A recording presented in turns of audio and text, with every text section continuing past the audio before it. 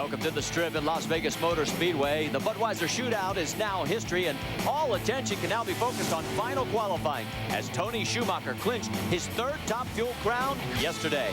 $400,000 is in his hip pocket, and the pressure is off. This exclusive broadcast is available in high definition on ESPN2 HD.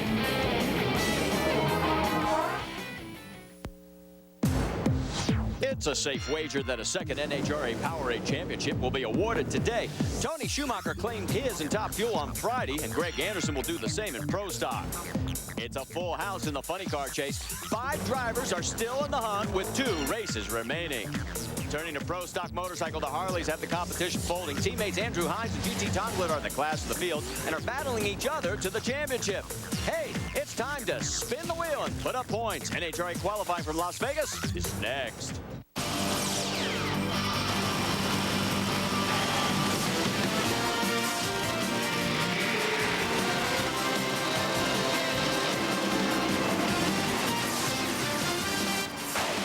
ESPN, the worldwide leader in sports, presents exclusive coverage of the $50 million NHRA Powerade Drag Racing Series.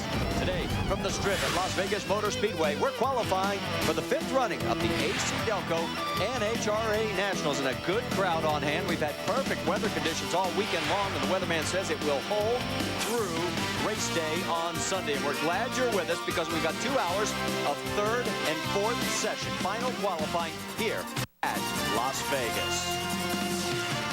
Hello again, everybody. I'm Marty Reed. Alongside is Mike Dunn. You've already seen what's happened in the Budweiser Shootout. We talked to Tony Schumacher already. We'll talk to more members of the team just a little bit later. But first, let's shift gears and talk about our other championship that could be clinched today. Pro Stock, Greg Anderson. Well, and for Greg Anderson to do it, he has to qualify in the top half of the field. In other words, 8th or better. Coming into qualifying today, he's currently number 1. So in other words, 8 drivers would have to run quicker than his elapsed time yesterday. And then also Greg would have to stumble and not improve on his qualifying yesterday. Now, I'll tell you, we're in Las Vegas. The odds of that happening, I'll tell you what, this ain't a stretch, but I'm betting the farm that by the end of today's qualifying, Greg Anderson will be crowned your 2005 Powerade champion. And he's got a nice farm, trust me. Hey, let's talk to the man. He's with Gary Gerould. And on the threshold of a 3rd straight championship, and what an amazing 3 years it's been. 35 wins up to these final 2 events of this 2005 Powerade season. But I'm curious about early this year. Back in February, you come out of Phoenix, the 2nd event of the season, you are 10th in points. What, in your mind, has been the catalyst to this amazing turnaround? Well, Gary, you know, I can't sum it up with one word. We really think that looking back on it, maybe you know, first off, my hat's off to the rest of the class. They obviously did a fantastic job over the offseason, and they came out smoking this year. And apparently they worked a little smarter than we did over the winter, and they gained on us. And when we come out the first couple of races and we were getting our butts handed to us, it was pretty, you know, almost embarrassing. It really took 3-4 races to finally knock it home that, you know what, we're behind right now. We don't have that edge. We're not ahead. We're not even right now. We're behind. And we had to sit back and regroup and stop kind of knee-jerk reacting and reacting to the other guys, what they ran out there, and making, you know, maybe dumb moves on the race car, and get back to racing our own operation. And just, that's how we did it the last couple of years, and we had to not pay attention to the rest of the cars and run our own game, and that's what we got going. And right from then on, we started going back forward again. It's a formality that the championship will be clinched on this day. Once that formality is out of the way, do you change your approach whatsoever to tomorrow's finals and Pomona 2 weeks from now? No, I don't, Gary. I come to every race to win the race, and that's absolutely what this KB racing team gets the most enjoyment out of, winning races. The championships are fantastic. That's why we do it. But, man, we live for the day. We live for winning those races and getting that wally at the end of the racetrack and hoisting that baby up. And that's what gets you from one race to the next and gets you working harder. So that's how we're going to do it. We're going to try and win the last couple of races and go out on top, and that's how a champion should do it. He shouldn't try to backslide the last couple of races. He should go out and prove why he's the champion. A champion about to be crowned here in this one before the day is complete. And, of course, one champion has already been crowned, that in Top Fuel. And what a weekend for Tony Schumacher, who has a $400,000 check to show for it. We got the team to be the world champs. Second one in a row.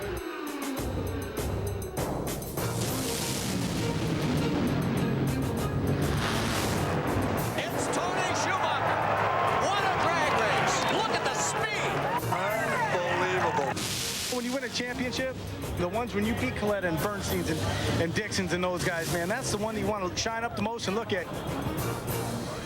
As dominant as Greg Anderson has been in Pro Stock, so too Tony Schumacher in Top Fuel. I'm with the man who writes the checks for Schumacher Racing. Don Schumacher, your third championship now in Top Fuel. You have amassed one of the best teams in drag racing history. What is the satisfaction level like with this championship? It is tremendous. I mean, for them to come out here and have the U.S. Army do a back-to-back and keep this whole team together. We're looking forward to 2006 and coming out here and trying to do the same thing again. But the satisfaction is tremendous that these guys never quit working.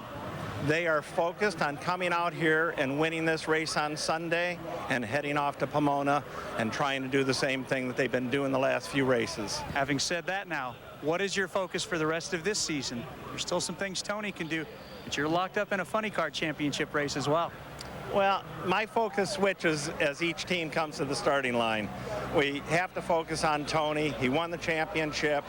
We have a race here on Sunday to win. We have to focus on Gary Scelzi, Ron Capps with the Oakley Mopar car and the Brute car to come out here and hopefully unseat John Force and be able to be back in the lead of the championship hunt there.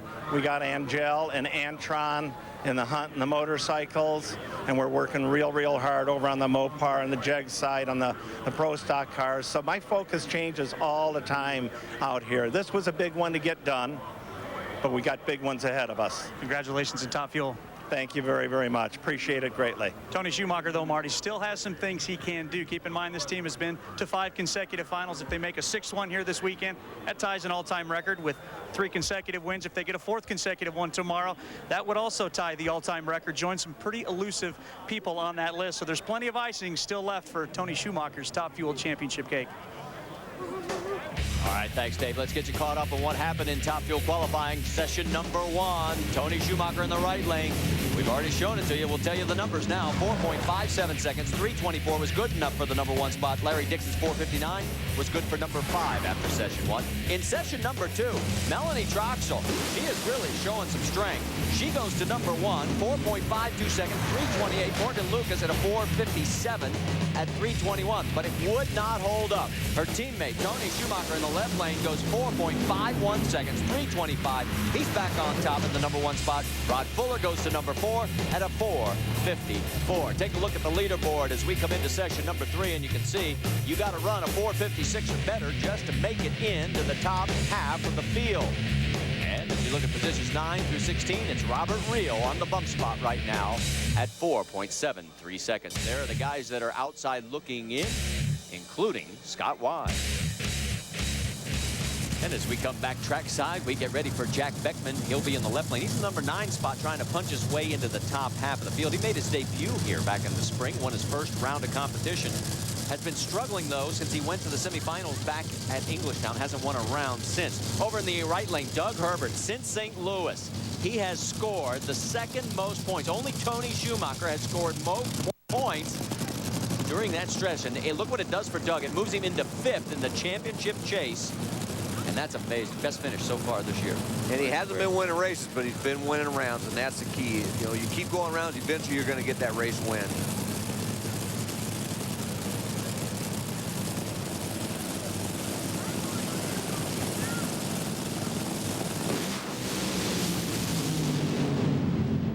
Smoked the tires when he hit about half track. Jack Beckman goes 4.60 seconds. That's not going to be enough to help Jack as he stays in the number 10 spot. Herbert is in the number 7 position. All right, let's go to commercial break. Take another look at these runs. Stay with us. We're coming back with more Top Fuel and Funny Car here, Las Vegas.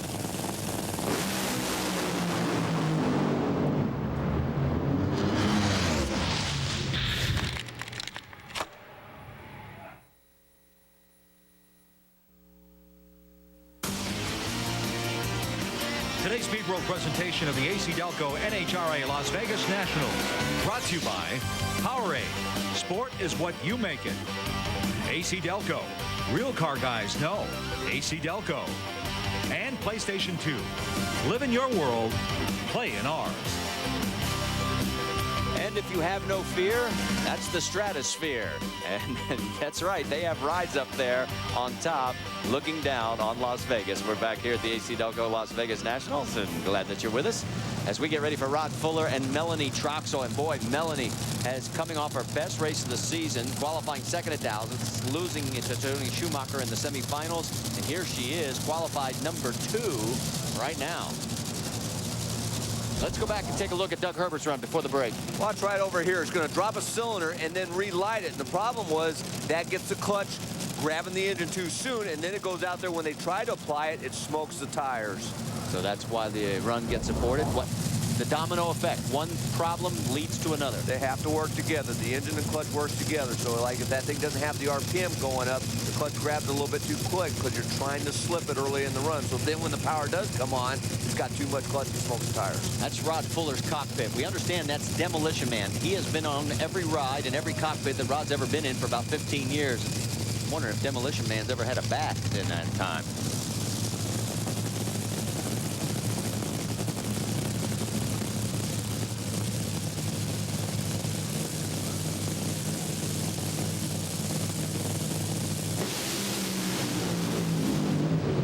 Well, both cars go up in tire smoke, and if you're saying, well, wait a minute, we haven't seen Larry Dixon and Tony Schumacher and those guys, well, if you were with us for the Budweiser shootout, their first round in the shootout also was their third session of qualifying. So that's why you're not seeing that action here. And there we've got to take a commercial break, and that means we'll switch gears and move over to Funny Car, where we have a championship still to be decided. John Force is the points leader, and Team Schumacher is coming after him. Gary Scelzi and Ron Capps. Come on back and find out what happens in qualifying. Welcome back to qualifying at the AC Delco Nationals, and the Sanyo Lightship's flown over 10,000 passengers, journeyed to 3 countries, toured 31 cities, and traveled approximately 70,000 miles, and they're with us today, giving us those great aerial shots. Thanks, guys. And let's check in quickly with Dave Reef. He's with Larry Dixon. And Marty, if you guys missed it in the Budweiser shootout earlier today, we talked with Don Perdome, who did give us some, well, kind of surprising news concerning Larry Dixon especially, and that is the retirement of your crew chief, Dick LaHaye, a guy you've been with since 1999, some of your best days. Bittersweet, happy, how you feeling? Well, from a selfish side of things, yeah, I'm gonna miss him. I mean, we've done a tremendous amount in the time we've been together. But you take me out of the equation. I mean, the guy's worked his whole life, and just did nothing but racing. And he's got a lot of things that he could do with his life that he hasn't done because he's spent all his time racing. You want to see him enjoy his life and have some fun. He's got a great amount of cars, and that you have these Woodward Dream Cruises and things like that, and he's worried about what camshaft we should have in the car. So it's like, I think it's great that he's being able to retire on his terms and go out and enjoy himself for a change. Snake also told us a replacement, Donnie Bender. That's got to make you feel pretty comfortable as a driver too, a guy from right here in your camp, a guy you have just as much experience with. Well, I mean, I think, as time has shown, the people that have worked underneath Dick LaHaye, Jimmo and Jono, have gone on to be, great tuners. You got Jimmy Prock, and I mean, Dicko, still thinks of him as his son. So you've got all these people that he's helped, educate and move him along.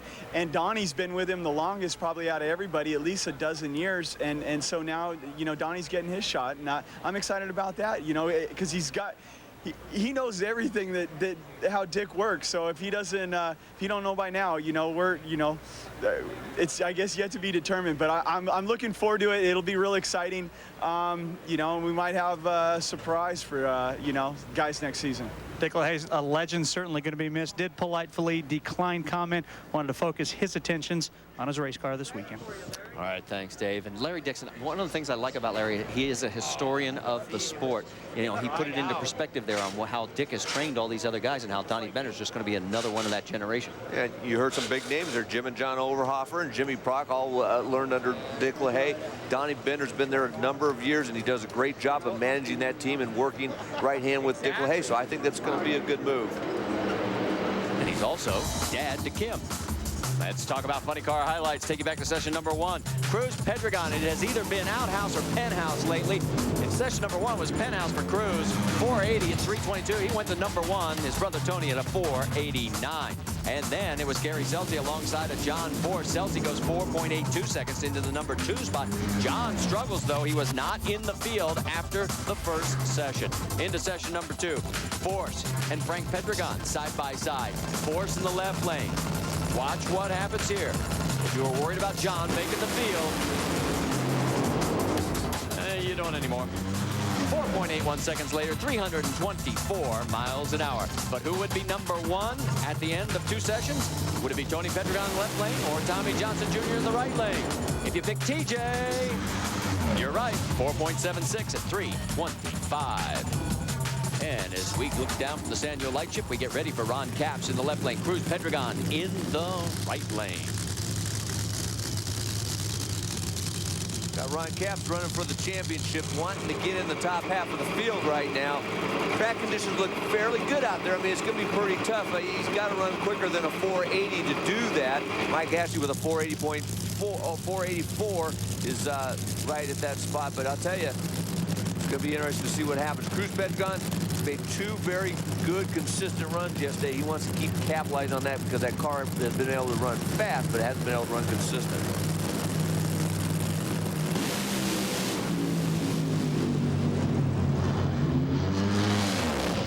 As you saw, consistency still a problem for Cruz. For Capps, he goes 4.84 seconds, 323 miles an hour. And in the heat, do you think that Ace McCullough will be happy with that run?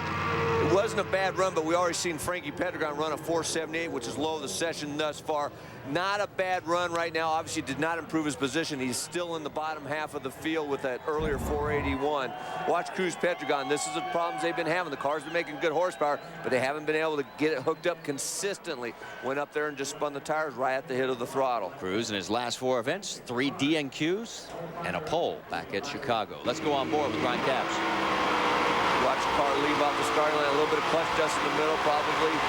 Need to be a little bit more aggressive, but it didn't smoke the tires. Eddie Ace McCullough, I think, wants to make good runs. He doesn't want to give it away by smoking the tires.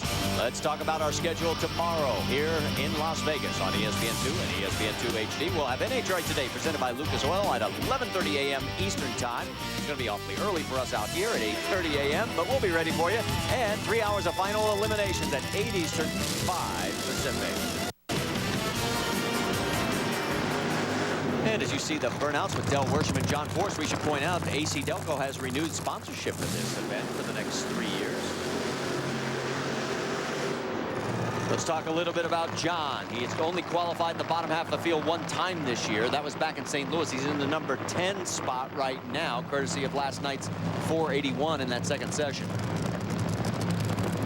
1 Las Vegas win. That was the fall race back in 2002. Now let's talk about the points that these guys have earned during qualifying. Robert Hight leads the way. John 4th best with only 96. Yeah, and we saw last week in Dallas, or 2 weeks ago in Dallas, he really struggled in qualifying, only getting down the track on 1 run. But then you saw on race day, they put it all together and was very consistent getting the win. Well, in 16 of the 21 prior races, John has either been out in first round or in the finals. 9 first round eliminations. 7 finals. I mean, that is not typical John Force racing. And you talk about feast or famine, that's taking it to the extreme right there. Over in the other lane, Del Worsham still holds the track speed record here at 328 miles an hour. You know, and Del's not going to win the championship, but, you know, he did double up and get the Indy win. And we've always said as drivers, if you can't win the championship, the next best thing is to win Indy. So he's had a good year. He just didn't have the great year that he wanted to as far as winning the championship.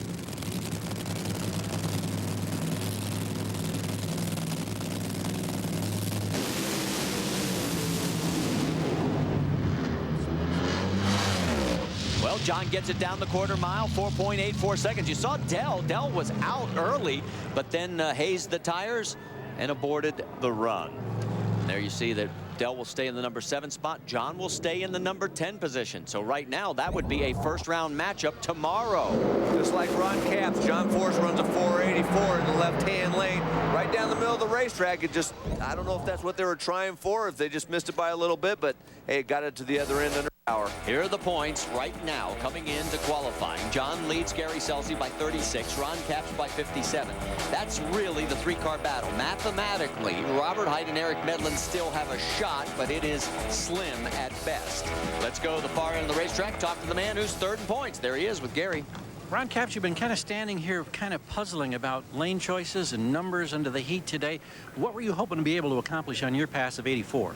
Well, we thought it'd run better. That's part of this whole deal is just you expect. I'm glad we're disappointed with runs like that. That's a darn good run, but brute guys, and we just, Frankie ran at 70, and that's the right lane. We feel that's going to be a pretty good lane, but we just felt like we run better, and I don't know why. He's just having a little problem. He's just trying to squeeze more power out of it, and he's learning more. But Force run 84 behind us, so I guess we ain't that bad.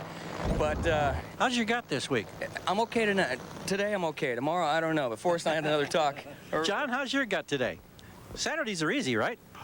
It's my Budweiser abs you're looking at there, buddy. Messing with me. All right, we won't mess with you. You want to talk to me after this late night session when the boys are going to rock and roll for that low ET spot? We're going to throw every hunk that we got at them. Every hunk of what? Every hunk of something. Burning love, bud. Burning love. Hey, you saw the movie and you bought the collectible, action collectible. Nope, but it's going to be fun. And then I want to tell all the fans that later tonight I'll be at the Monte Carlo with Robert, Eric, and Ashley. 8 to 9:30. It's a plug for the place I love to stay.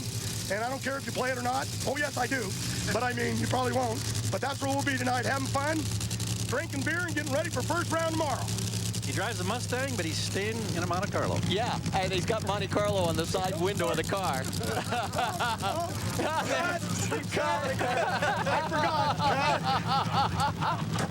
Well, he'll be having a phone call from Detroit on Monday. All right, here we go with Mike Ashley and Gary Scelzi.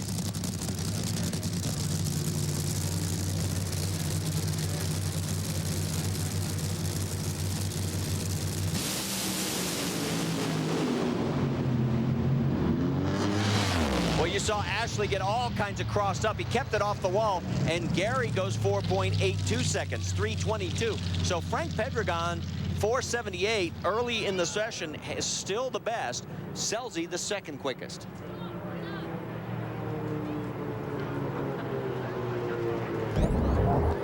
I tell you, Mike Neff is doing a good job this week of giving Gary Scelzi a car that goes down the racetrack. But like you said, Mike Ashley had that thing all kinds of sideways. Scelzi drifted a little bit towards the center line. It probably cost him a little bit of ET, but still a very nice run. And that's got to be a good confidence builder. That's the best of the 3 points contenders. And remember, Gary's coming off that devastating red light back at Dallas.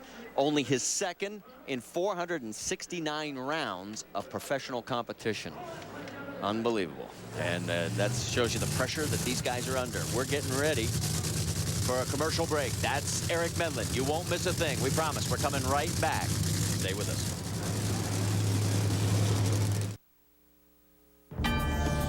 It takes a lot of determination, guts, a lot of hard work to win a championship. These things aren't given out, and Force can tell you that. He's got 13 of them. He's got a lot of experience. I'm loving it, and I'm saying, hey, bring it. I can do this. I've done it before, and I'm going to show you guys. And I think you need that confidence, and I think the experience before in Top Fuel has made it easier for me. And welcome back as we're trackside with Robert Hight and Eric Medlin, the Team Force teammates that are 4th and 5th in the points respectively. There is John Medlin. He's got fond memories of this racetrack, obviously. John clinched the Powerade Championship back in 2003 here when his driver was Tony Pedregon. Of course, for Robert Hight, it's only his second trip ever here to Las Vegas. Qualified 4th back in the spring, lost in round number 2. Got the 2 rookies here. Robert Hight in his first year, Eric Medlin in his second year, looking pretty good in qualifying. Both cars went down the racetrack, made 2 nice runs yesterday. Both qualified in the top half right now. The numbers by their name tell you exactly where they are in the qualifying order.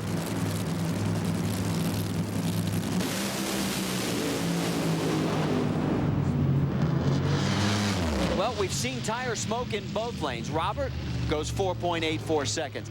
This time, Eric is the one that goes up in smoke, and he does it over in the left lane. So, are you seeing anything here yet in the lanes? It's hard to say. I mean, we've seen good runs and we've seen bad runs in both lanes. I mean, Eric was pretty aggressive. He was about 0.02 of a second quicker to the 300-foot mark than Robert Hight. So that means they were pretty aggressive on that clutch and setup. I mean, Eric had stuck right in the middle of the groove, just flat overpowered the racetrack. Robert Hight, left side of your screen, he kept it stuck right in the middle of the groove. Also wasn't quite as aggressive, but it stayed hooked up and makes a nice run. Watch Eric here. He was 200s quicker in 60 feet and pretty much carried that to the 300-foot mark, or the 330 mark. But that's right about there is when it started spinning the tires. He felt and got out of it. Just flat tried to see what the track would hold and found out that it can't hold that much. And that brings us to the final pair here in this third qualifying session of Funny Car. Tony Pedregon and that man right there, Tommy Johnson Jr., who sits on pole right now after a wonderful 476 yesterday.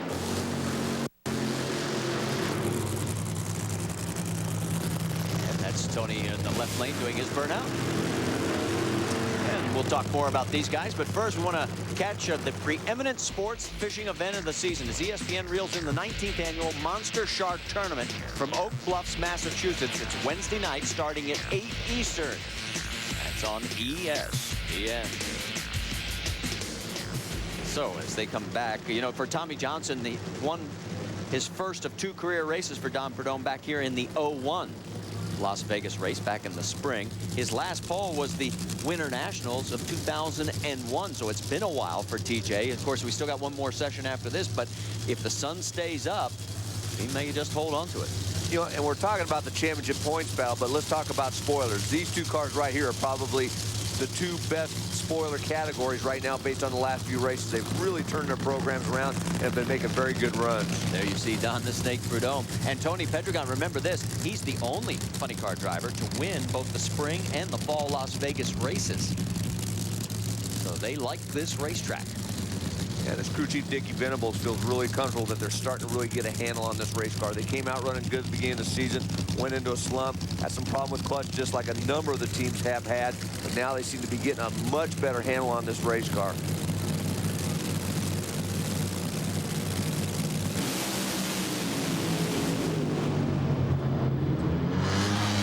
Well, back to the tire smoke over in the right lane, and look at Tony, goes second quickest for the session.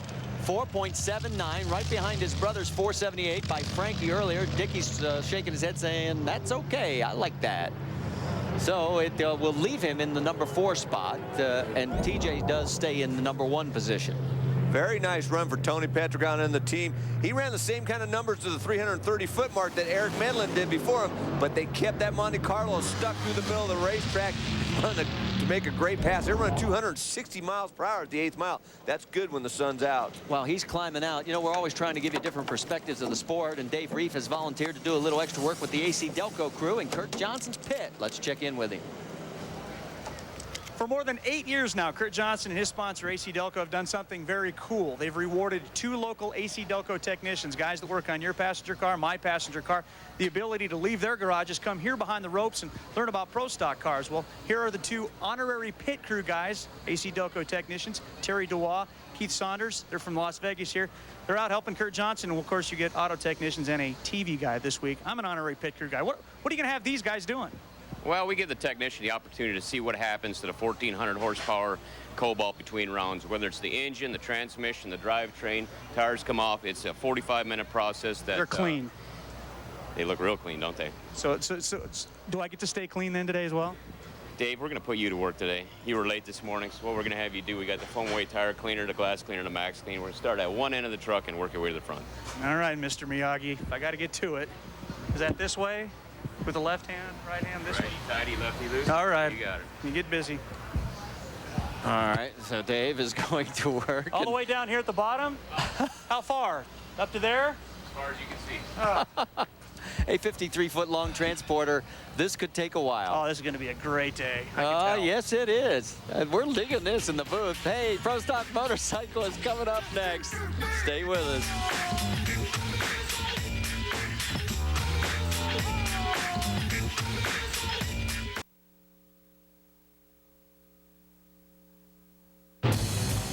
Back here at the Strip as we're getting ready for final qualifying in Pro Stock Motorcycle. Craig Treble will be in the left lane. He's on the bump spot. We can't tell you the field is set. Steve Johnson is over in the right lane. It's just a matter of where everybody is going to start here on race day.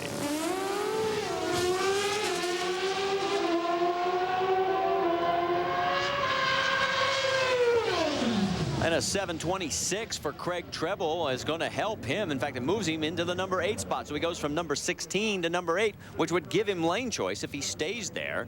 And Steve Johnson is in the number 12 position. Let's talk about what's happened so far in Pro Stock Motorcycle. Take you back to session number 1. Chip Ellis in the left lane. Ryan Schnitz over in the right lane. Chip runs a nice 7:26 at 183, but watch Ryan.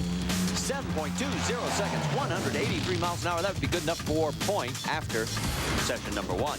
In session number 2, not very good for Andrew Hines, the points leader. Take a look as he had problems and broke. And then we go to session number 3. It's Hines coming back with low ET of the session, 7.21 seconds at 186. He moves into the number 2 position. And as we come back trackside, his teammate, GT Tonglet, has just been bumped down to the number 16 position. He'll be in the left lane. Tom Bradford over in the right lane. GT Tonglet has not been making good runs all weekend. All 3 runs in the 730 to 736 range. Obviously, that Harley has more power than that. They just need to get it all hooked up and down the other end.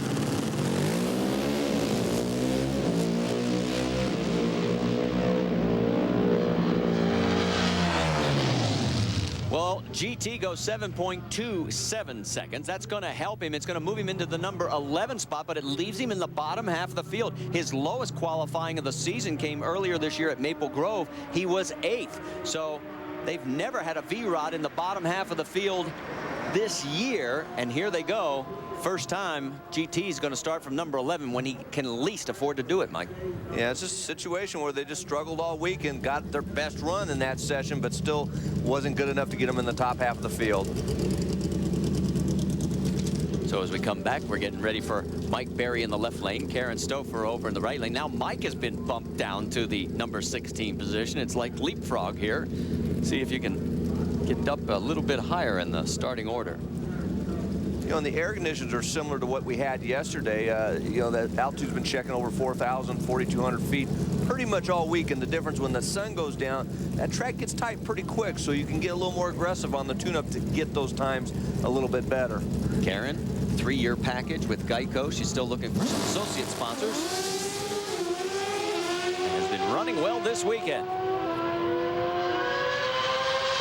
But you can see that bump at mid-track. There is a walk-through tunnel right at about mid-track, and on the motorcycles, it is accentuated when these bikes wheel. And there you see that Karen will stay in the number 7 spot, her earlier run. Still holding her up, and Mike Berry stays 16th.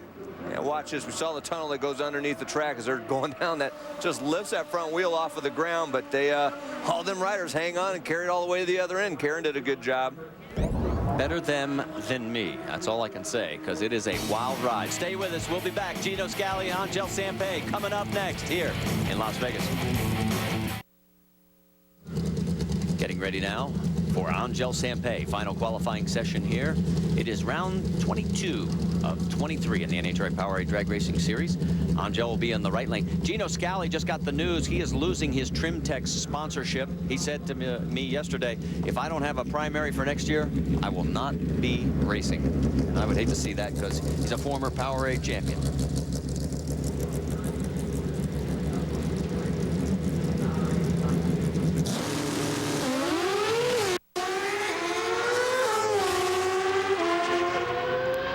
You see that bounce again.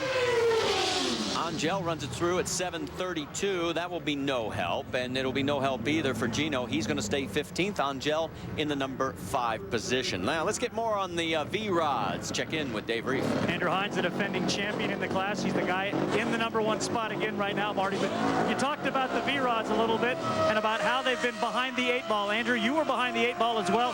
Didn't get the number 2 spot until last session. What's been going on with you guys this weekend? We're just hurting some parts. We're just going to go out here and make another lap, see if we can get a solid pass down the track. track and see what happens tomorrow. Nothing happens to do with the yips or anything like that with the championship. Nah, we'll be okay. Keep in mind, Marty, you noticed that he didn't get down the racetrack in one of the earlier sessions. That's the only time in his career he's never at least made it 1,320 feet. Thanks, Dave. As we come back at trackside, that's Antron Brown checking over his shoulder, making sure he's aligned properly. Chris Rivas will be in the right lane.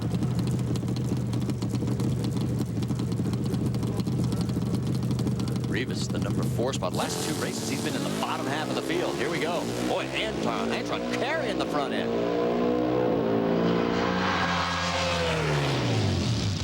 He runs it through at 7.30 seconds at 183. He'll stay in the number 9 position, meaning he'd have a matchup with Craig Treble right now if nothing else changes. Chris Rivas stays in the number 4 spot. That would give him a matchup with Steve, or I should say Gino Scali. Let's go back and take another look at this one. We've getting towards commercial break. Stay with us. We've got a lot more coming your way. Back here, and you can hear the rumble of motorcycles as we're getting ready for Matt Smith in the left lane. Andrew Hines over in the right lane. Right now, as we get ready, Andrew in the number 2 spot, Matt in the number 5 position. If Hines stays number 2, he would have a first-round matchup with Steve Johnson.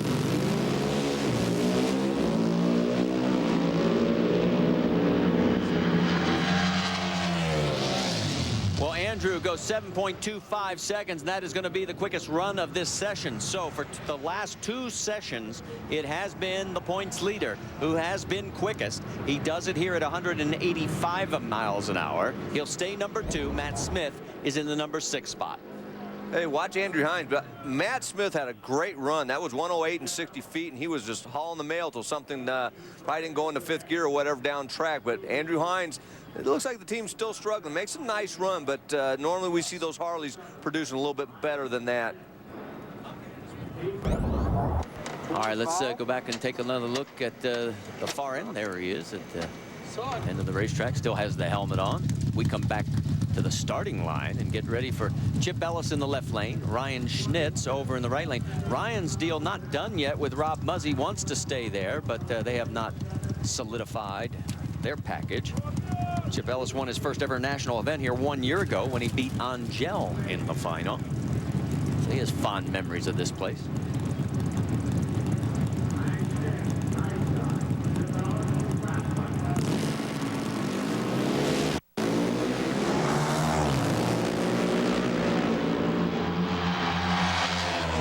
Bump is wicked. How about a 725 for Chip, 180? That is a very strong run. Not quite good enough to take the quickest of the session. He's right behind Andrew.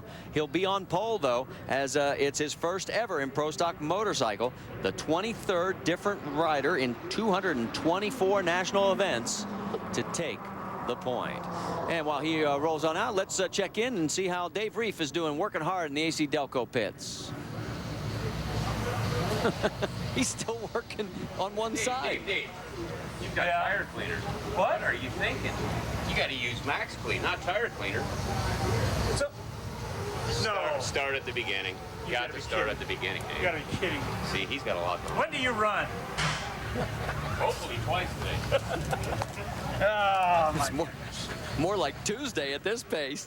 All right, Dave's still wiping. Wax on, wax off. Stay with us. We'll come back. We'll see if Kurt does make it to the line in time, courtesy of Dave Reed.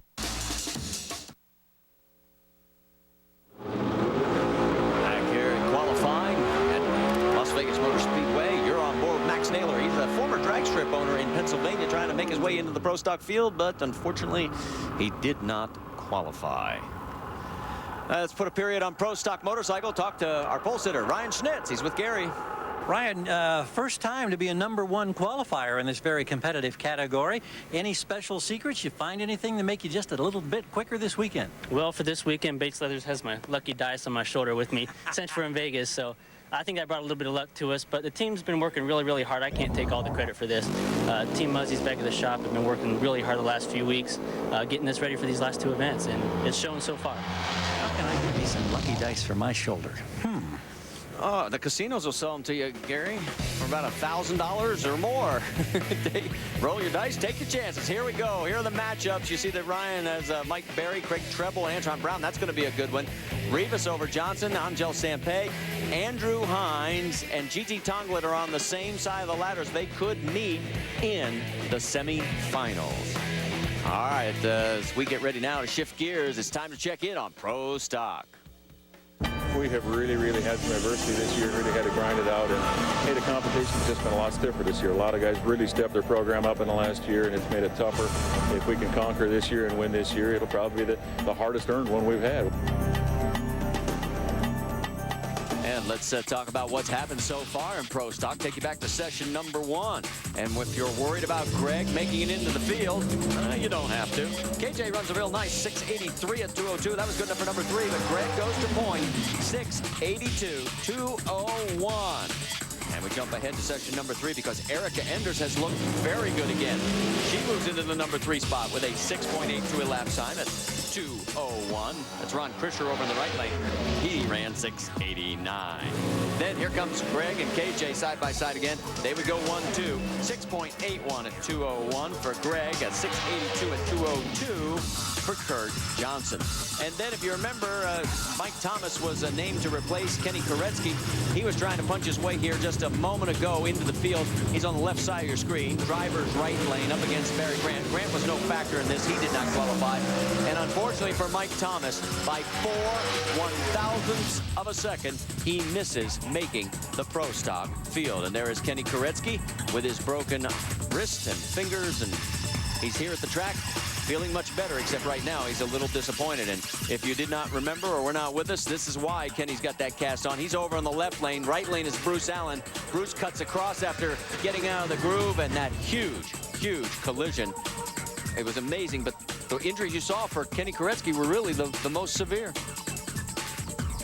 And no matter how many times I see this, I'm just amazed that that's all these guys walked away with, you know, or got away with on this crash. Just a tremendous impact there with Kenny Koretsky. Never saw it coming. Just drove right into Bruce Allen. And you see Bruce's car just go flipping up over in the air. Luckily, it landed on its roof and just slid down the racetrack. And we talk about the safety of these cars. Well, we talked to Kurt Johnson about safety as well. NHRA spec'd out chromoly tubing. That's inch and 5/8, 83, 65, or even 49 wall. You're surrounded by a funny car style cage. You have a 5-point safety harness on with a lap belt, crotch belt, and your 2 side shoulder belts. So you're pretty tight in this vehicle. You have a window net here. You have your Hans device, which is a head and neck restraint system with tethers on it that clip into the back of your helmet and keep your head from going too far forward. I feel pretty safe in my AC Delco Cobalt, and I've been in situations before that all this equipment has come in very handy.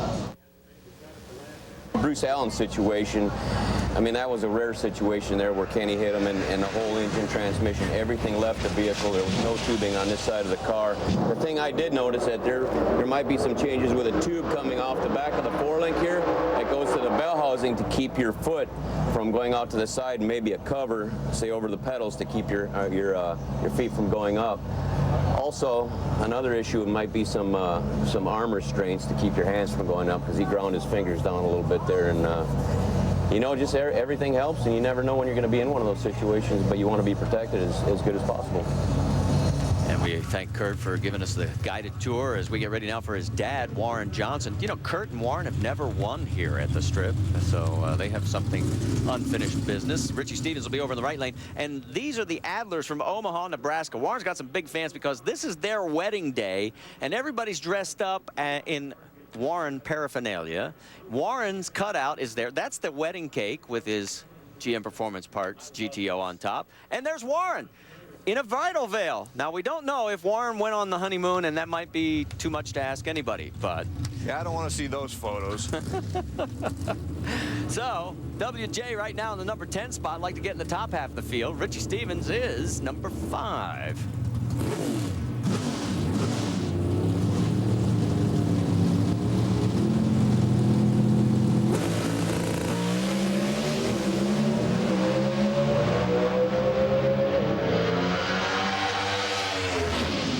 6.83 the elapsed time for Richie. That is the quickest run of this final session in Pro Stock. It keeps him in the number 5 spot. Warren runs a 6.88, no help for him. He stays in the number 10 position. So right now, if nothing changes, Warren would get a matchup with Jeg Coughlin in the first round. And Richie would get a matchup with Greg Stanfield. And right now, speaking of Jeg, you're on board with him. He'll be in the left lane. Jason Line will be in the right lane. Go to your left about 4 inches. That's the crew talking to Jeg, giving him instructions. 2 or 3 more inches to your left. Straighten her up right there. Good job. It's Rusty Glidden, Bob Glidden's son, lining him up. You notice pro stock drivers don't have, somebody out front line them up. They do it by the radio from behind. And Rusty's been around for a number of years, racing with his dad back in the old days, and he's always done a good job.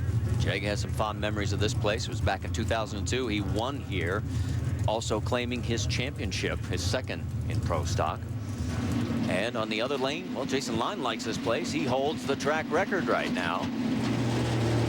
Both drivers are already qualified in the top half, but they would like to improve their position and get a good idea what this track will hold right now.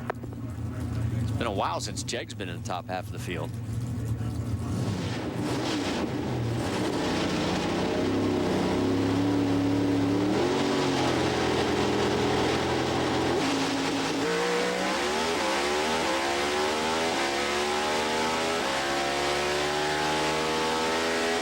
Boy, Jeg was practicing for tomorrow. 200.59. He cut a 006 light. He practices. Quickest run of the session over in the right lane for Jason Line, but he would have been beaten on a hole shot had it been race day. And that leads us to that issue that Larry Dixon brought up last week. As part of changing the rules, as we take a look at the run, include reaction time in qualifying. What do you think? Yeah, what he's basically saying is have the clock actually start when the green light comes on. So that would factor in your lap time plus your reaction time to give you that total time. I don't know. I mean, I'm kind of old school. I kind of like the way it's always been. But this is the only sport, really, that actually starts the clocks when the car leaves and not when the green light goes or the gun sounds. That's right. And it would bring the driver back into the equation. And I think it would be kind of interesting. All right. Well, I'm sure that will continue down the road. Let's talk more about Eric Enders and Ron Krischer when we come back.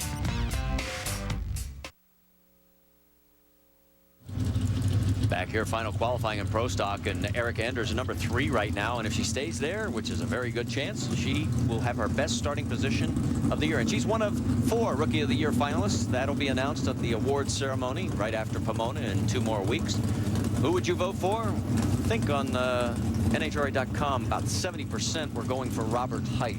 Yeah, and you have to just with his record right now, but that's not to say if Erica could win the next 2 races, I mean, that would definitely put her in the running for the Rookie of the Year honors, but she's doing a great job. That car just keeps getting better and better, and she's doing a good job driving. Ron Krischer over in the left lane. He's the number 6 qualifier right now. You look down from the light shift. Nope, something happens to Erica's car. Ron runs it through at 6.86 seconds. At 200 miles an hour will be no help for him, and now the question will be, did they do any damage to the Slammers Cobalt of Erica Enders?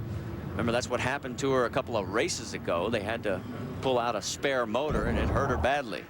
I don't think she probably hurt. I mean, it looked like it got too much wheel speed early. The 60-foot time wasn't that good, and the car just went sideways when she pulled second gear. Knew it wasn't going to improve, and I think she just shut it off. Yeah, you could see the shake, and I hope you're right, Mike, because I think you are too, because it doesn't seem like there's any problems underneath. Nothing leaking, that's for sure, and we saw no puff of smoke. So let's talk about what's going to happen tomorrow on ESPN2 and ESPN2 HD, because we'll have NHRA Today, presented by Lucas Oil, live for you at 11:30 a.m. Eastern Time, 8:30 out on the West Coast, and then 3 hours of final eliminations, 8 Eastern and 5 Pacific. That Funny Car Championship. Who is going to take the points lead into the final race at Pomona? Well, you'll have to tune in to find out. And now we get ready for Greg Anderson as you ride on board. He'll be in the right lane. Kurt Johnson over in the left lane. Greg looking for his 40th pole. Ties him with Gary Scelzi if he does it for 8th on the all-time list. And I think we better get ready for a ceremony at the far end of the racetrack, because he's going to claim the championship when he crosses the finish line. And again, there are the guys that we talked about a little bit earlier, the winners that work with Kurt Johnson. Don't know what happened to Dave Reef. He's probably still polishing the truck. They didn't let him come out for the run.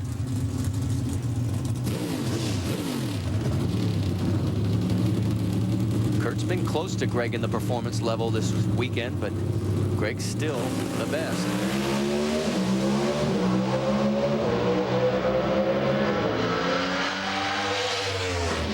Boy, and a good side-by-side run here. And again, boy, Kurt is right there with him, but by a few thousandths of a second, Greg Anderson does it. He's quickest here at 6.825 to a 6.828. And ladies and gentlemen, Greg Anderson right there with that run clinches another Powerade championship. And you talk about reaction time. I mean, Kurt Johnson was 200ths of a second off the starting line first. Greg had picked that up at 300 feet, but then Kurt ran actually a little bit better on the other end, had a little bit more speed, which is kind of unusual. Usually Greg Anderson's got that big speed, but Kurt Johnson, Warren Johnson, they make, I think, as much horsepower as Greg Anderson and that Ken Black team right now. And speaking of Ken Black, he's with Dave Reef. We found him. You bet. Don't tell Kurt I'm down here actually congratulating Ken Black on yet another championship. How does this one rank? It's right at the top, especially with the way we started out, a little slow and just kind of clawed our way back. And so I think this is the most satisfying one of all. The first one was great, but I think this one tops that one. Our congratulations to you, doing it right here in your hometown. Thank you very much. Appreciate it. Keep in mind he's going to be a top fuel owner next year too, Marty. And there his wife, Kim. She's taking pictures because this is a little bit of history. The last Pro Stock guy to win 3 championships in a row, Bob Glidden, back in the 80s. And we'll talk to the champ. There he is. He's got the hardware in hand when we come back here to Las Vegas. But the win light goes to Greg. And for Greg, he picks up his 5th win of the year and 36th of his career. 3 in a row, that's a hat trick in hockey terms, and that's pretty cool. And you know what? I just can't imagine it could get any better. Never in doubt. And he now moves into 3rd place in the Pro Stock win list with his 34th career win. Big day for Greg Anderson. This is why he's your Powerade champion. I mean, he rises to the occasion when he needs to. Yep, yeah. He hoists the trophy another time. This guy and this team have been awesome all weekend.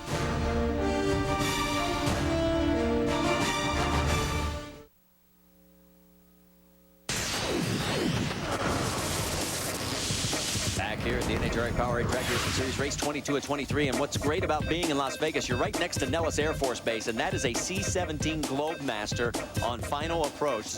And boy, a couple of days ago, the Thunderbirds were out practicing, and we were here, and it was a show. It was fantastic. Thanks, guys. I know you weren't doing it just for us, but we enjoyed it.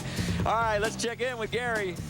Wife Kim has joined Greg Anderson here for the trophy presentation. There's checks, there's Powerade, there's trophies, there's smiles. We talked earlier today about the turnaround from early in the season and how dramatic it has been. At what point did you really feel like you were back and you had things in hand and that the 3rd championship trophy consecutively would be yours? To be honest with you, Gary, I think it was the Atlanta race. You know, that's, I don't know how, but it happens to be sponsored by Summit, also my great sponsor here.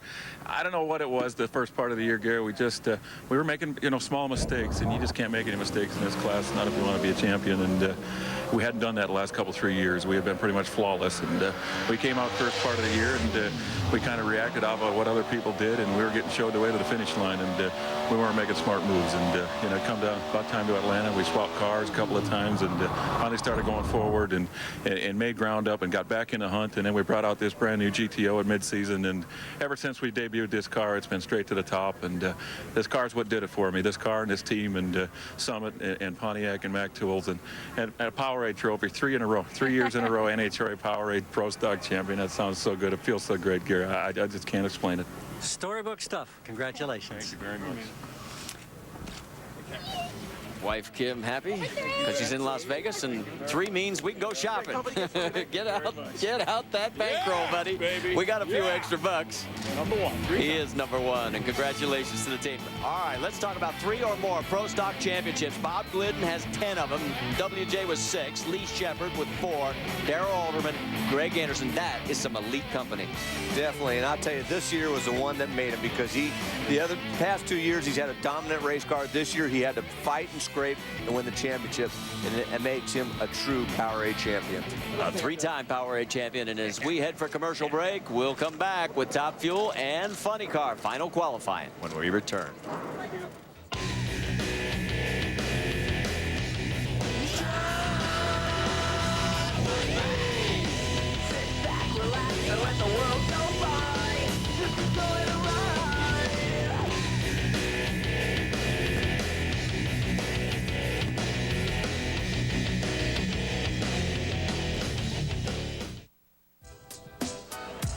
And welcome back here as we are at the AC Delco Las Vegas Nationals. This is the scene that happened a few moments ago while we were in the break, as that's Greg Anderson, wife Kim, and the new Pontiac Solstice as they get a nice ride back to the starting line area as the celebration and the official presentation of the $200,000 check in front of all the crowd will be made. And Greg getting congratulations from everybody. And John Oberhofer, the Cowboys, those are his teammates next year because Ken Black owns that team. And there is Ken as they make the celebration special.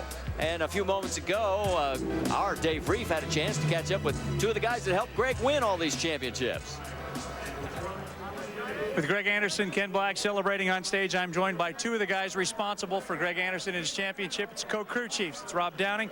It's Jeff Perlin. Rob, let's start with you. When you came over to this organization at the end of 2002, what was it about it that attracted you to it? And did you think you'd have this kind of success? The success we didn't know for sure, but it's just a great group of guys.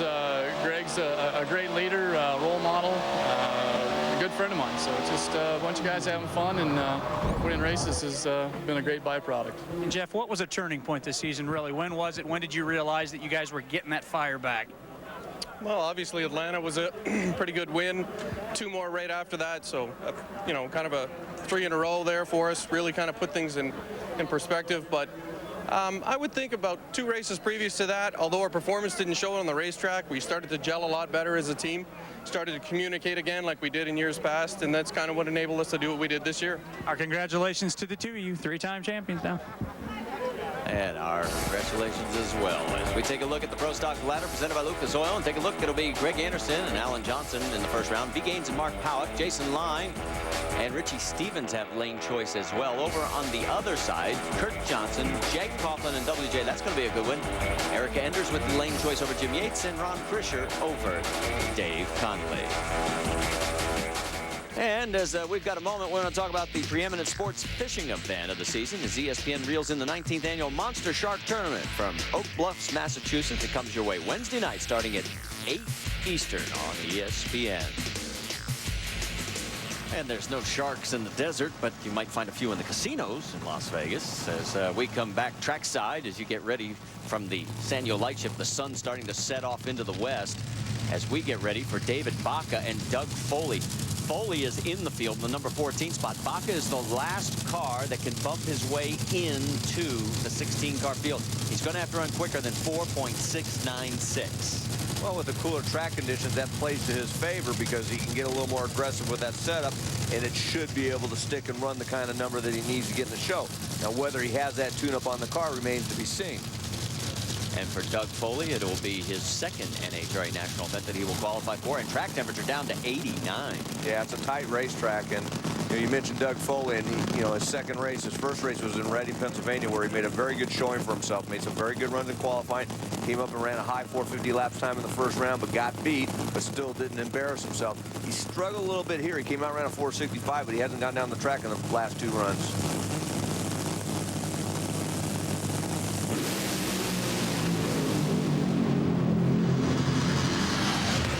Well, you saw Baca's car nose over, and he is not going to make the field. He was on a pretty decent run. Doug Foley goes a 470, and that's not going to improve him. He'll stay in the number 14 spot. Yeah, tough break for David Baca. I mean, he had some decent numbers early. Weren't great numbers, but good enough to get him in the show. Had the tune-up been able to get him to the finish line under power. But you saw about half track, that thing really started eating itself up because there's not enough fuel in the motor to keep them cylinders happy, burn it up, and just coast across the finish line. And unfortunately, he won't be racing tomorrow. His third DNQ this year. Stay with us. We got to take a commercial break. We'll be back while we clean up the track. We'll have more qualifying.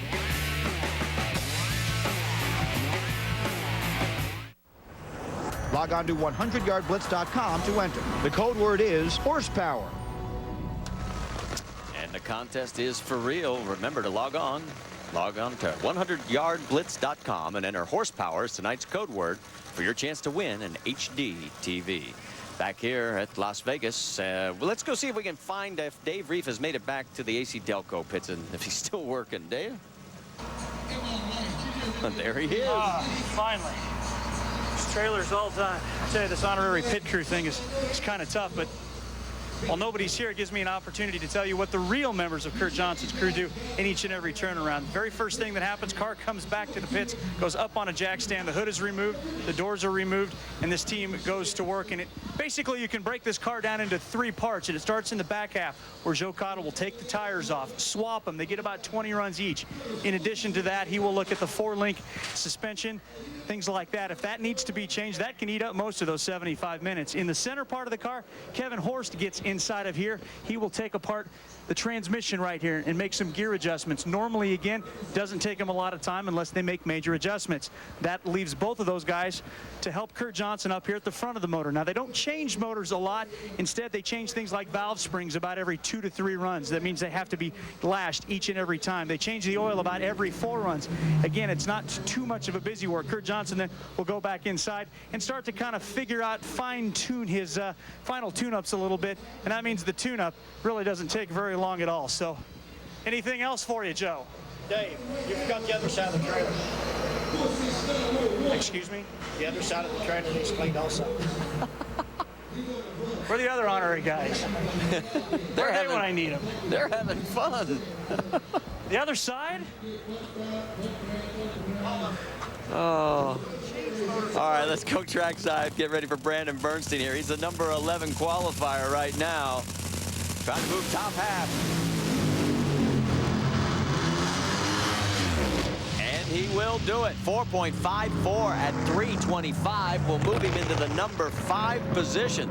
So Bernstein steps it up here in the final session of qualifying. Well, Brandon Bernstein's best run of the week, and the thing was very soft the first 60 feet, only 879, but then after that, they really started applying the power and the clutch to it, started making a good move through the middle of the racetrack, and that's what brought that ET down. Had he been able to get the thing to launch a little bit better, it would have been even quicker than that, but still a 454 pass at that point. They'll be happy with that. And there's Conrad looking at the next pair. What is he giggling about? Oh, he's getting ready to take our camera and give it a time warp of its own. All right, let's go back to the starting line. Doug Coletta will be in the left lane. David Grubnick will be over in the right lane. Of course, both of these guys eliminated earlier today from the $100,000 Budweiser shootout.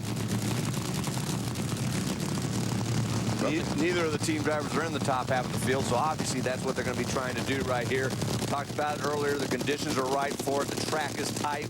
That cloud cover. Sun's starting to set. Gets very, very good rubber. You can get very aggressive on that setup. They saw Brandon run a 454, so obviously they're going to try to get both these cars to step up right now. If he stays 10th, that being Doug Coletta, it ties his lowest starting position of the year. And you want to talk about why these guys aren't in the championship?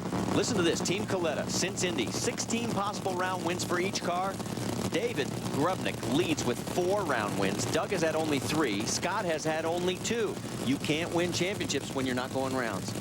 No, that's what it's all about. Not just winning races. I mean, you got to be able to win the rounds when you don't win the races, and that's the key. They haven't been able to do that since Indy.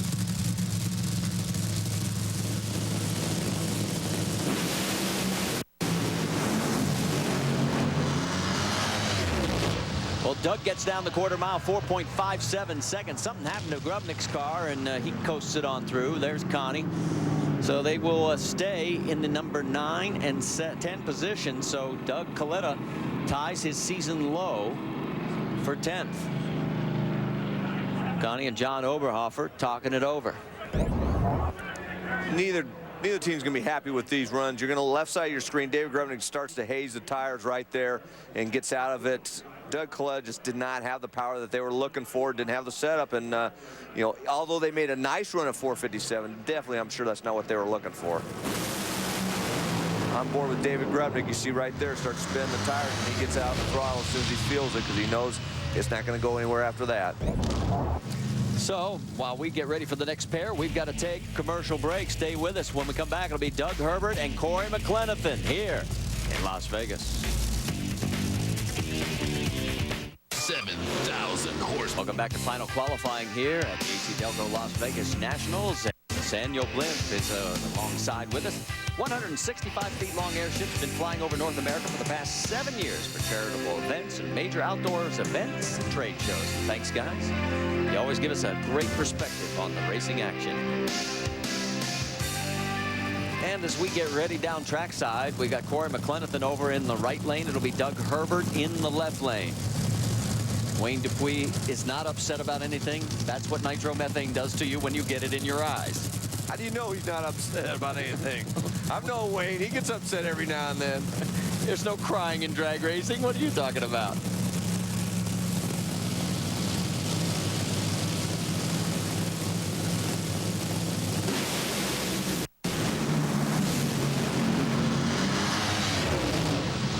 Well, Doug Herbert goes 4.52 seconds, 315 miles an hour. That's going to move him into the number 5 position, bump Brandon Bernstein and everybody else down. A 457 is not going to help Corey McLenithan. He is now in the number 8 position. But Corey's been making consistent runs, but Wayne Dupuis, that's what he was looking for, trying to get that big number. 452, like you said, he's only number 5 in the position, but number 1 right now is a 451, because remember, you can't count the 449 that Tony Schumacher ran in the semifinals.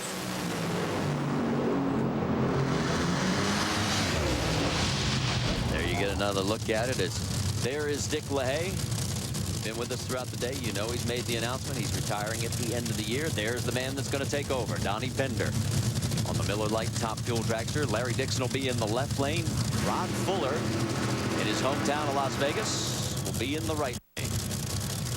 And there is Rod.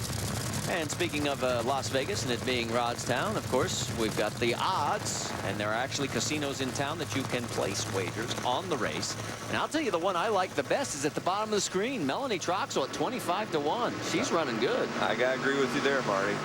So we'll keep tabs on that for you throughout the day. Obviously, the odds-on favorite, Tony Schumacher at 2-1. So as we get ready for this, Rod Fuller was saying that this has been an expensive weekend for him because 40 of his friends and relatives have come out to the racetrack, and that's 40 extra tickets he's had to find.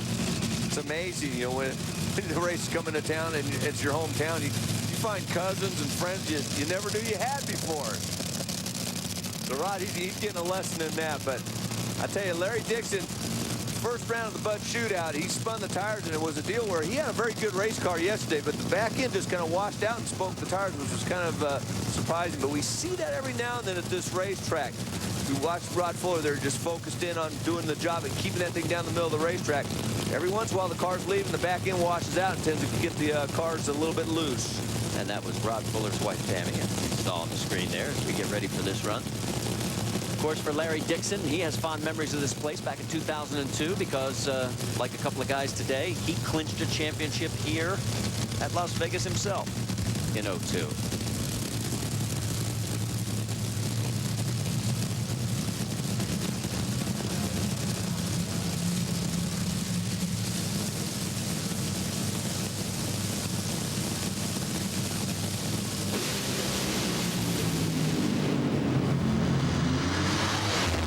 Boy, did you see that from the airship? Rod Fuller goes 4:52, and you can see the difference. That was the quickest run of the session. Larry Dixon will be disappointed with a 4:67, but that shows you just how much difference there is in those two elapsed times. That was a situation. I couldn't tell. It was almost like Larry had a cylinder out right when he hit the throttle, because that car really never went anywhere right from the get-go. And you see Rod Fuller just pull away. Obviously, he had all 8 cylinders lit on that hot rod. Makes a nice pass. Yeah, you can see right there, cylinder out on that side, right when he hit the throttle, never picked it up all the way down the racetrack. Still runs a 467 on 7 cylinders. And as you get a look at the run, and there it is. Boy, you're right. It never did come back, and you can't run on 7 of these things because that means you're short about 1,000 horsepower. Here are the best times this session. Hot Rod Fuller right there at a 4:52 with a 5. Doug Herbert, 3 1,000s. Then Brandon, Corey, and Doug Coletta. Let's go to Gary. Hot Rod Fuller, man, your hometown, you run a 4:52.5. Life pretty good. What's it like running here in front of the family, the friends, and all these people that are just trying to boost you in the Lee Beard and this team? Man, it's pretty awesome. It's amazing what, like we were here last April, new team, new driver. Not a lot of people know me, you know, even though I was from here. And now this time coming back, you know, an event champion, the Top Fuel, and man, we got so many new fans and family here. It's like, it's unbelievable. I've even lost my voice. I've talked so much this week. And the 84 number on the car and Valvoline and great people helping us, and Lee Beer tune up. We're gonna have a lot of fun tomorrow. Did you bet on yourself in one of the casinos? No, I don't do that kind of stuff, but I sure like them odds. Go get them. Thank you. And there is the crowd here at Las Vegas as we get back to the starting line. There's Melanie Troxel. She is over in that left lane, and Melanie equaling her career best qualifying effort from just our last race at Dallas. She's in the number 2 spot and does have the capability of going to number 1. Well, when she qualified number 2 in Texas, she ran a 4:45, so we know the car has the horsepower. You know, with a little bit of altitude here, it's a little bit harder to run those big numbers because you don't quite make the horsepower, even though the supercharger can compensate for some of that. It still just takes a little horsepower to run the supercharger, a little bit harder to produce that air. You notice Wayne Dupuis was down to help brother Jim, still alongside with Morgan Lucas, and Morgan over in the right lane. See how things are going. There's Wayne.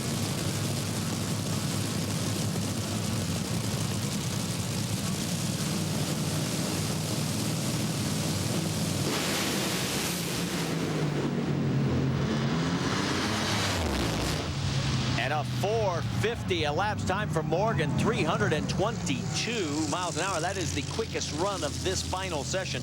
You saw Melanie have to get out of it. She'll stay.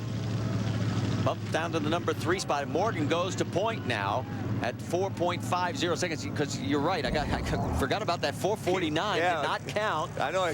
From the earlier session. That's right. They only count 2 runs in the bug shootout, and it's the first round and the final round towards qualifying. The semifinal does not count, and that's when Tony Schumacher ran the 4:49.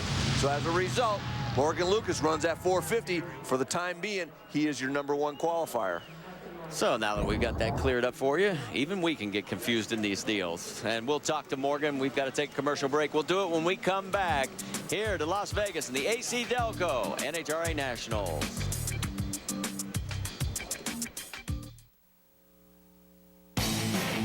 And welcome back to the AC Delco Las Vegas Nationals. And if you are just tuning in, I want to take you back to the moments that we were not able to show you, or maybe you missed.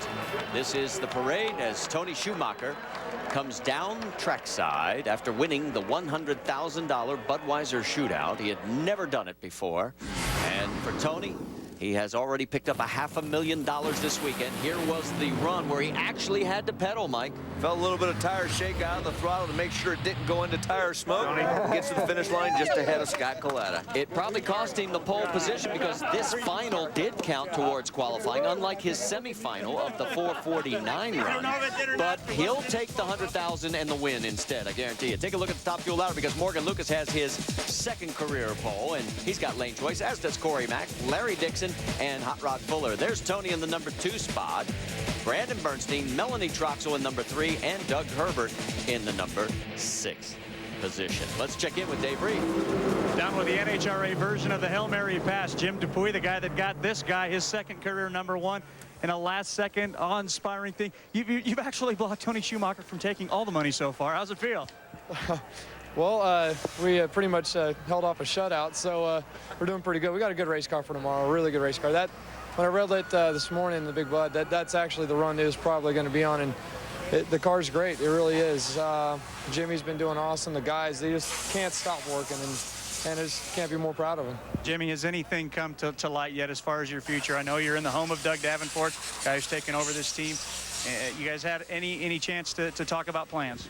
Not really. We still keeping our options open. We just doing good, and as a group, obviously, I can't do it without them. They make it happen. It's a good team. We want to stick together.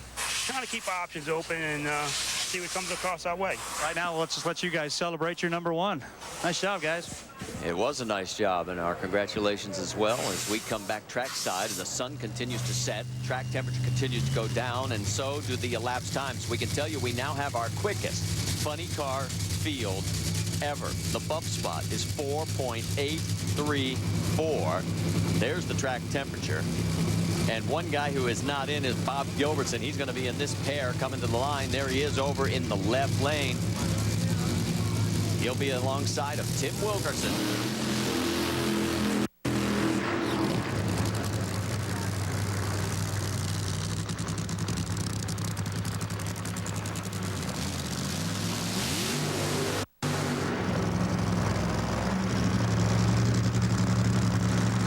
So the burnouts are complete. Let's take you to a few moments ago. Let's check in with Tony Bartone in the right lane.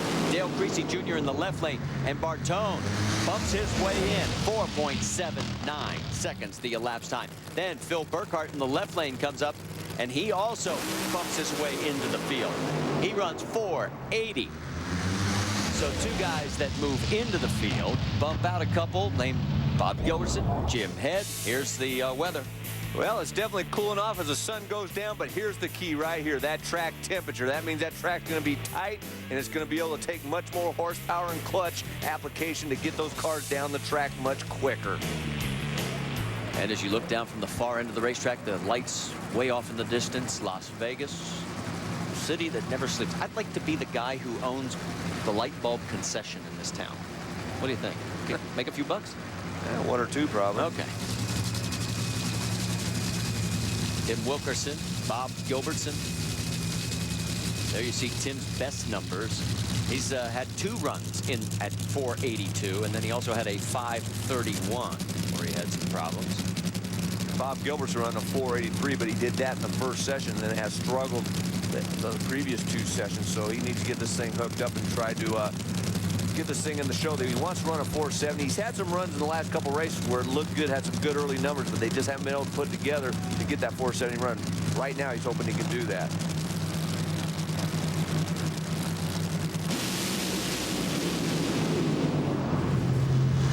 Oh, a huge explosion for Gilbertson.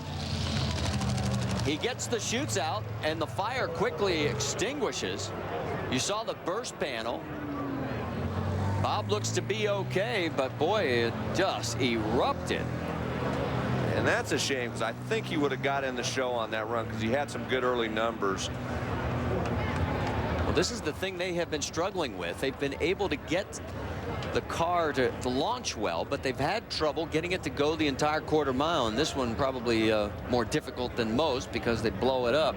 You saw Tim Wilkerson also. He got out of the groove, and that cost him the run because then the tires went up in smoke, and so he will stay in the number 15 spot. Yeah, Tim Wilkerson just drove right over towards the center line, smoked the tires. Bob Gilbertson started to go over towards the center line. As soon as it did, that thing did explode. I mean, right side of your screen, he was stuck in the groove pretty nice right there. But then just as he gets towards half track, he's already run almost 260. Look at the car, moves over right there. I don't know if it starts spinning the tires. It almost looked like he might have felt something because it looked like the header pipes went down before the thing erupted. So it was probably pretty much dead. But it's a tough break because he was going 260 miles an hour at the 8th mile and had good early numbers. Had he been able to carry that to the other end, he might have got in the show. There it is right there. As you see the burst panel come off, the flames quickly extinguished though. And I think what helped is Bob actually felt that thing. You saw the header flames go down just before the big explosion. So, you know, he might have felt that thing going and kept it from really being bigger than it was. All right, let's check in with Gary. He's with Bob Gilbertson. Boy, he comes out, pulls that helmet off, takes a couple of deep breaths of fresh air. How hot to get in there, Bob? It was kind of a flash fire. It kind of whacked my arm there. Something got a little hot there, and I pulled the fire bottles. But just trucking along really fast and blew up. I mean, things are a little temperamental, but Autolite, Prestone, Concept Holler, all my backers just got to send us some more money, get her fixed, go on to Pomona. All right. Well, we're glad that you're all right in this situation. Yeah, I appreciate it. Thanks a lot. All right, let's go to Dave.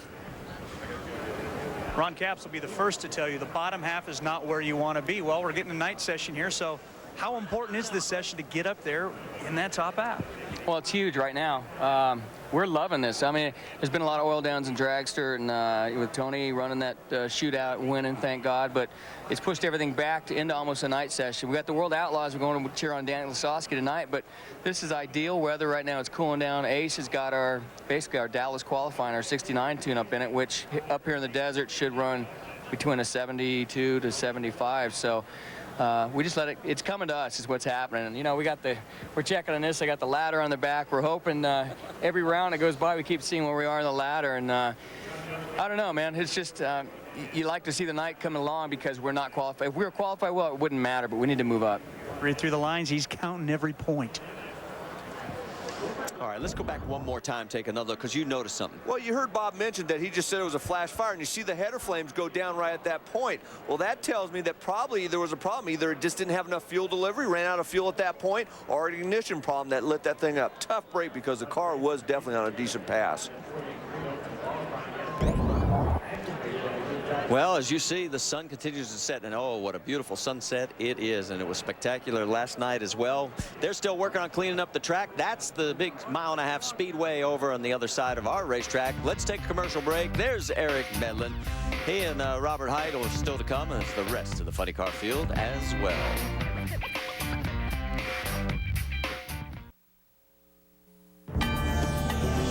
I'd like to win 14. We have 14 championships overall, but bottom line, the competition's the best I've ever seen, and we're sure in hell going to give a run for our money. It means a lot to anytime you can show up and you can battle for a championship in Funny Car, the best it's ever been in the class of Funny Car. It means a lot. And as the sun continues to set here in Las Vegas, we're into final qualifying for Funny Car as Cruz Pedregon and Whit Bazemore are down on the starting line, and that's part of the strip off into the distance. Cruz qualified number 11. That gives you an idea how good this field is, because he was number 1 at the end of the first session, now down to number 11 in our quickest Funny Car field ever. Let's go back to 2003 at Las Vegas.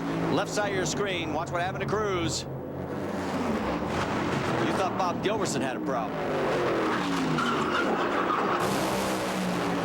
Boy, this was a big explosion. Right about here, you're wishing, right there, you're wishing you're in a top fuel dragster, because that thing blowing up in front of you is not a good feeling, trust me.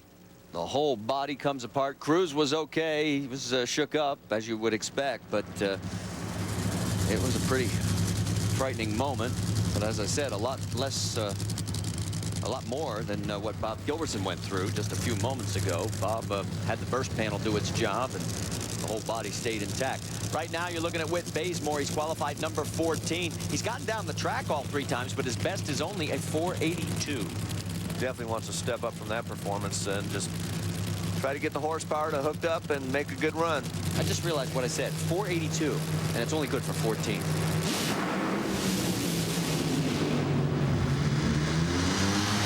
Oh, 2 good side-by-side runs, and Cruz goes 4.76 seconds, retakes the pole position. It has been feast or famine for this team.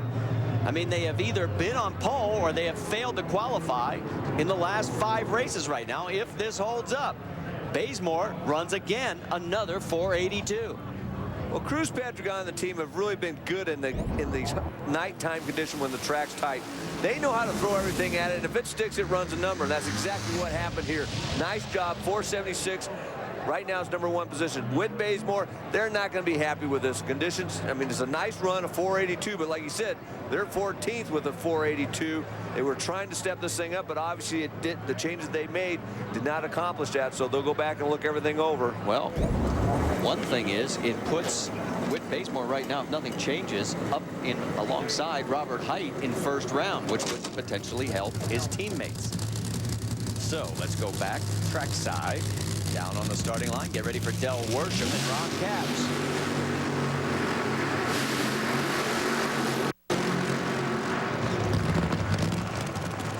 Burnouts are complete, and for Ron Capps, he's in the number 13 spot now. Again, A 481 is only good enough for number 13. Let's go check in with Gary. Remember back early in the season, he talked about not cutting this hair until he was a winner again. Man, you're getting closer and closer running numbers like that 76. What's the story? Why so erratic? It's been feast or famine. Well, we're trying to get a car that'll win, not just out here middle packing it like we were doing. But, yeah, it takes time. I really would, been frustrating for sure. But, I'm learning how to just be positive. And even though it's hard, I want to do so good and win so bad. But we'll get the haircut one of these days. But for Advanced Auto Parts, Purolator, Snap-on, great stuff. Mark Christopher Chevy, I'm just so excited. I haven't done an interview in a while, but just a credit to my team. We're trying to come out swinging and compete for a championship in 06, and that's what it takes. Sorry about the DNQs, but Advanced Auto Parts is behind me 100%. That's a great run, Cruiser. It certainly was, and we want to talk about the odds here in Las Vegas of who will win this race. There they are. John Force, the favorite, at 3-1, and Del Worsham 10-1, and Ron Capps 4-1. Which one do you like, Mikey? I like Tony Pedregon at 12-1. So you're going for the cash return. That's the big money. Here we go.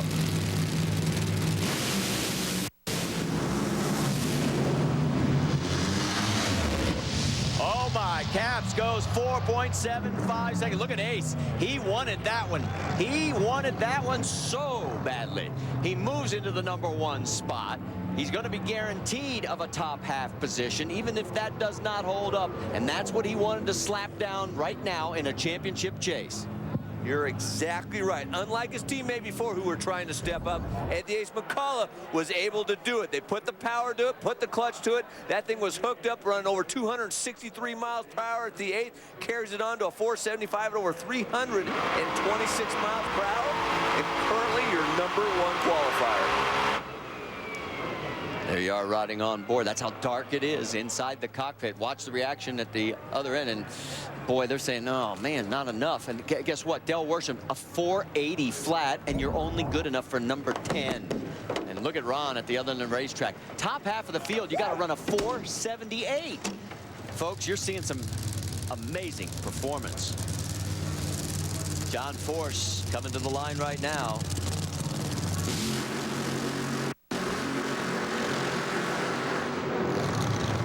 And as he completes the burnout, it'll take him a while to get back. Let's complete our final report from the AC Delco pits. Dave Reef. Clean the trailer. Clean the other side of the trailer. Hey, guys, I'm done cleaning the trailer. Hey, Dave, is that a note they left for you? See it right there over to the left there?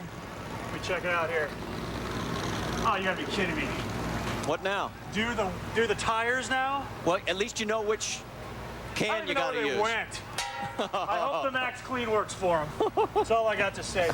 I'll tell you what, this honorary stuff's tough. Well, we're proud of you, though. You haven't called it quits. We're just... Wax on, wax off. Yeah. You're doing good, Mr. Miyagi. All right, let's go back trackside. We'll see you tomorrow, buddy. Be there, bright and early. I'll still be here, probably. All right. John Force, right now in the number 13 position. This is the quickest split that we have ever seen at 473. Right now, the split is at 478. But this is by far our quickest field. And John wants to move into the top. And you better believe Austin's going for it. He wants to have lane choice first round. No question about it. And lane choice doesn't seem to be a big deal, but you always want to have it just in case there is something you see, because Top Fuel runs ahead of the funny car. So they're going to go for it right now. Frank Pedregon was supposed to be in the other lane. He decided not to run.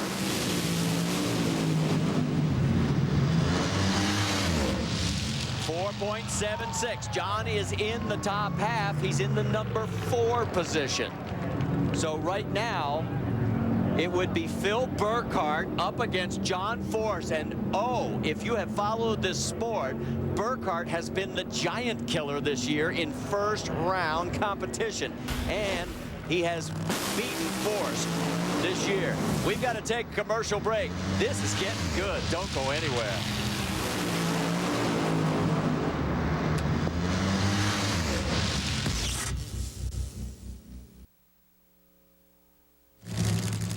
Back here at final qualifying in funny car. Get ready, Gary Scelzi, number 6 right now in the order. Mike Ashley in the right lane. We've already seen what Ron Capps and John Force have done. Here we go.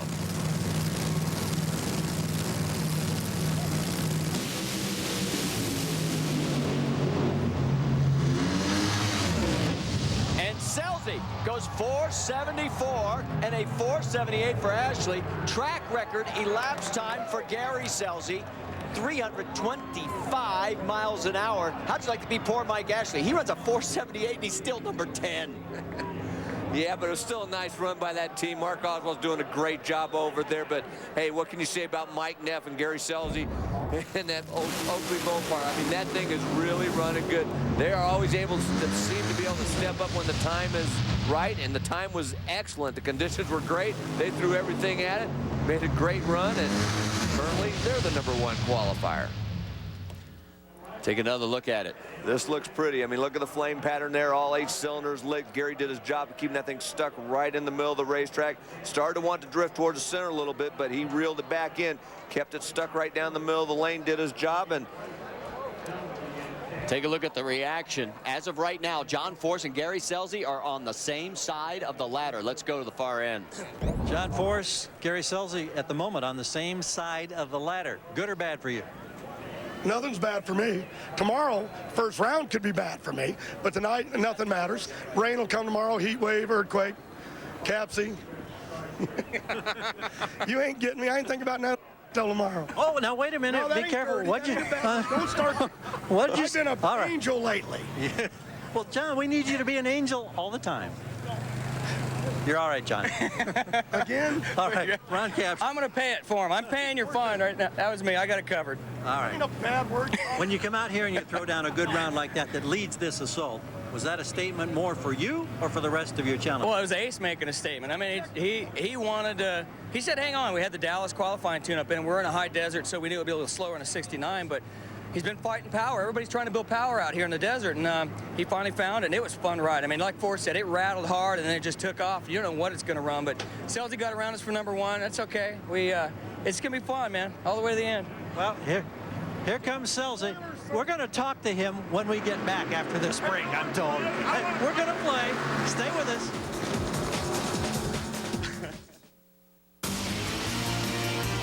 Today's Speed World presentation of the AC Delco NHRA Las Vegas National. Brought to you by Powerade. Sport is what you make it. AC Delco.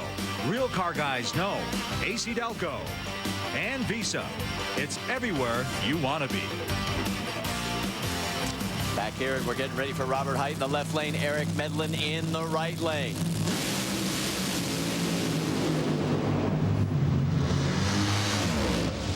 And a 479 for Robert, 482 for Eric. And with the way conditions have been, neither one are going to be happy because they're going to stay 6th and 8th respectively. And their long shot title hopes get even longer. Let's go to the far end, talk to Gary Scelzi. You guys have so much fun. Consequently, we have so much fun with television. But I know, I mean, this is cut your throat time in terms of competition. Is this all a charade, or what's the real deal here now? The real deal is I was a moron last weekend. I'm going to try to not be one this weekend, but my crew chief, I love him to death. He made the Mopar run on mean. And, you know, I told him, I said, normally he gets up there and he's fiddling with the valves and putting more time in and putting more counterweight and doing all this stuff. When it left the pits tonight, we knew it was going to be good. It had everything in it but the kitchen sink, and I think there's a sink in this thing right now. Oakley Dodge Mopar, we love you, Gates, Matco. Jeez Louise, this is serious tonight. Whole new ball game tomorrow. Please stay tuned. Well, the question still remains, who gets the pole? Here's Tony Pedregon closest to you in the right lane. TJ, Tommy Johnson over in the left lane. Final run of the day, or should I say night.